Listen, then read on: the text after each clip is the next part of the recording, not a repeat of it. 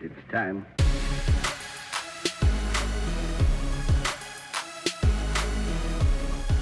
So, President's Cup.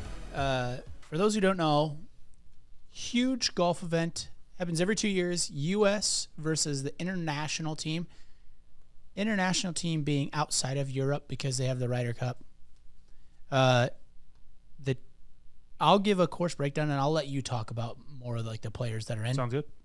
Quick course breakdown. Quail Hollow. We talked about it. I believe the Wells Fargo was supposed to be here. Ended up getting switched to a different course due to the President's Cup being played here. So if it's a President's Cup course, it doesn't get played on the PGA Tour. It just gets played here. Charlotte, North Carolina. Just under 7,600 yards, par 71. 3 par 5s, 4 par 3s. Typical par 71. Hazards, pretty easy. I mean, it's a golf course, right? Narrow tree line fairways, landing bunkers on tee shots, drivable par 4s. More of a shot shaping course. Let's just put it that way. Greens are surrounded by bunkers. Biggest change though? Biggest change that we'll get to, or I'll talk about right after. So U.S. just dominates this series. It's a caveat. It's been 13 total matches since 1994. U.S. leads the series 11 wins, 1 loss, 1 tie. But the biggest change this year is the course change. So Quail Hollow didn't like that their highlight holes of 16, 17, 18 called the Green Mile were not being a factor in some of these matches. So they switched it up. So now the course order is very weird. Holes 1 through 8 are the exact same. The 9th hole is the normal 12th hole. From there, 10 to 15 are originally 13 through 18 on the course, meaning the Green Mile is 13, 14, 15. And then the closing stretch will be, in this order, 10, 11, then 9 is your hole 18.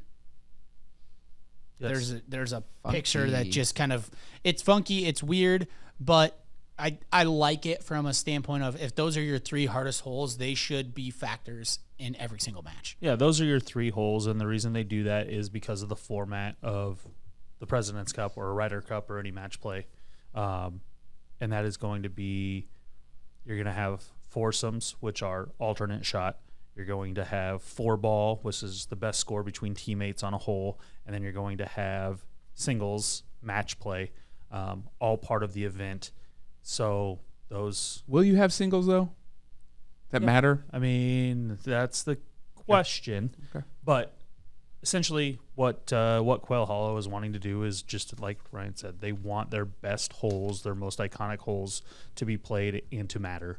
And so by doing that, specifically in the singles and the match play format, you bring those holes into play 90%, 95% of the time. Like, does that helps internationals like mentally, right? No. If you're down, you there's holes you could catch up on. Yeah, but I mean, if you're not playing well, you don't want to go play the toughest holes on the course. I'm trying to help here. I get it. So I mean, as Ryan said, 11-1-1 USA.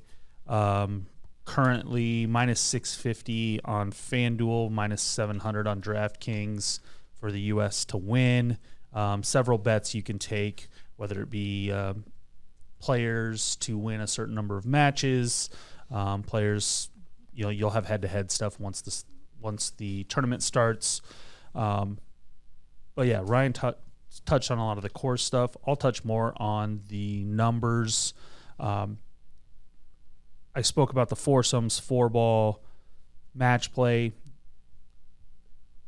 Foursomes and match play singles are pretty much dead even since 2007. So over the last 6 events, the points that they get for each of these are pretty much dead even. And when are those usually played? Singles or Sunday? Sunday. And then you'll have, so the format is Thursday. You'll have foursomes, which is just alternate shot. Friday you'll have just 4-ball, and then Saturday you'll have both. So the U.S. is plus 30 in foursomes, and alternate shot plus 30 in points. So Thursday, and the rest of it Thursday and half of Saturday. So that's where they're winning the President's Cup per history. Now some of that's going to be skewed a little bit. Also, the U.S., for their 12 guys that are on the team, averages a world ranking of 12th. For the international team, their average world ranking is 49th. Skewed by live a little bit. The U.S. is missing DJ, Brooks, Bryson, and dare we say Taylor Gooch. But everyone in the U.S. of the 12 is ranked in the top 25. Kevin Kistner, the last guy added as a captain's pick, is 25th in the world. So not too shabby considering that there's only 3 guys on the international team, Hideki Matsuyama, Sung Jae Im, and Tom Kim, that are in the top 25 period. Now they are missing Cam Smith, Joaquin Niemann, Abraham Answer, and Louis Oosthuizen. They're missing others, but those are the 4 guys that they would shoot their rankings up immensely. So you would say an average of like 12 and 25, 30? I would say 30. 30? 30, 35. So we're on a 12 But seed even against 30? then, like the U.S., like it shows how loaded the U.S. team Correct. is, and that Yeah. like Zalatoris is hurt. Patrick Reed isn't even in conversation, and that guy's a Ryder Cup / President's Cup / match play like fiend. Yes. He lives was. for it. It was. It's the one reason that I have any respect for Patrick Reed at all is just watching him and how he competes at Ryder Cups. It's iconic. Him and Rory, that was iconic. The U.S. team has 4 guys who have not played in a Ryder Cup or a President's Cup. They also have 8 guys who have. Of those 8 guys, Tony Finau is the only guy with a losing record, and he's 3-4-3. The international team has 8 newcomers, meaning they've played in an international competition 0 times. 4 guys who have a record, and only 1 person who has a winning record. So Adam Scott, it's Sanjay, and he's like 6-4-3, something like that. He's good in singles, isn't he? Yeah, but Adam Scott is the most notable of the bunch as far as international play. He's like 12-16 overall. So fine, but at the end of the day, lack of experience, lack of overall talent. There's a reason why the U.S. 25 is to 109. It's not close. 25 to 109. The worst ranking on the U.S. is 25. The worst ranking internationally is 109. Now, and I would argue that is not as deceiving, or that is more deceiving than the actual rankings, full of the parts, because Taylor Pendrith, had he been healthy, would be ranked above. Well, he'd be ranked top 50 easily. Yeah. The way he played the second half of the season. So I'm just Siwoo Kim, I say the same thing. He's ranked 76th. Yeah. That guy's playing well. So I think a lot of the inexperience actually helps the international team. I think they'll be competitive. The question becomes, the next part that I'll talk about is, so like when the teams practice, they'll practice in pods. So the U.S. has practiced in pods for a couple of days. The international team, kind of a mixed bag so far from all reports. So the pods for the U.S. so far have been Patrick Cantlay, Justin Thomas, Xander Schauffele, and Jordan Spieth. Very much anticipated that Cantlay and Schauffele will play together. They play well together. They won the tour event, the partner tour event earlier this year. Justin Thomas and Jordan Spieth have been friends forever. Thing with that, and the caveat that they don't play well. It won't change this event, but it probably needs to, is they don't play well together because their games are too similar. But no anticipation of events to keep trying that out. This would be the one. So no and that's anticipation that's changing. Ryder Cup might change. Them being like this. an alternate shot would be good, just from like shot shaping. Okay, I know that I want to play from here. Okay, Jordan's game plays very, very similar, so he'll play from here. Certain rounds better than others. Next pod that's been playing together: Sam Burns, Scotty Scheffler, Kevin Kistner, Billy Horschel. Basically, you take Scheffler and you can put him with pretty much anyone. Him and Finau are kind of very similar in that they can kind of play with anybody. Very laid back. You get Kistner, who gets a little bit fired up in these events, and Horschel. So that's where you see the pairing there. I like those two there. And Burns is the same way, pretty low-key guy. So that's why you see 2 low-keys higher. And Horschel and Kistner are going to be very much the guys that hold the 40-foot putts, the guys that are clutch shot type of guys. Get the P. Reed-esque crowd into it. Yes, so that's what you're going to see with those 2 guys. Obviously, Kistner bringing a little bit of experience, but not necessarily like President's Cup and just experience, just general experience. And the guy's a match play. Spieth's the most experienced on the team as far as President's Cups go. And then the last crew that you've got is Max Homa, Cam Young, Colin Morikawa. Wait. No. Winner Homa. Come on. He just won. He just won. Showed up at 2 a.m. Freddie Couples was waiting for him. Yep. Took his luggage out of his cool car at 2 a.m. In North Carolina. So we have a clip of how he won. But yes. Which I don't know when we want to show that. Danny but that was Willett? crazy enough in itself. Well, let's show it now. I thought, honestly, though, like one of the things that Homa and his like his winter interview, everything from there was like him saying, they're like, does it surprise you how well you're doing? Does it surprise you these things?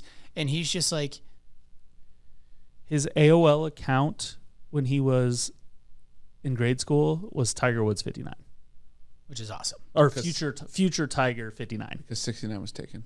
No, because 59 is Keith's golf score. Can you have a joke? No. But he's like I feel like I'm That's finally your second starting. 69 joke of the day, and we're not about to go there. I didn't make a joke. I just made a oh, look. you made your eyes. Can you make sure that button? So this is Ryan putting for the win. No, Mind you, Homa chipped in. Yeah. Do you have the other one? Can you show the other picture first? Just the picture. I am Which for picture? sure. Go this picture. one? Yes. Okay. So here I'm going to set the scene. Scene is being set. This is click the right arrow there for me, please. Sorry. Okay, Max Homa is down one stroke and has to hit this chip to make a birdie in order to tie Willett for the championship or for the assuming championship Willett doesn't make. Correct. Yep. So assuming Willett doesn't make. Homa made that chip. We don't have that video, but Homa makes that chip to get to 16 under. Willett now has this putt, 3-footer, which we're going to show on video, to win the tournament. This is a birdie also, putt. that Homa chip, that's his second chip. Mm-hmm. That he made. Because the one right before that was out of this bunker, I think. Well, that's where he hit his drive to. Right, but he came out of the bunker short. Correct. And then had to chip on. Yes, he chipped and then chipped in for birdie. Yeah. Okay, you ready? So this is Ryan putting for birdie to win. Enough.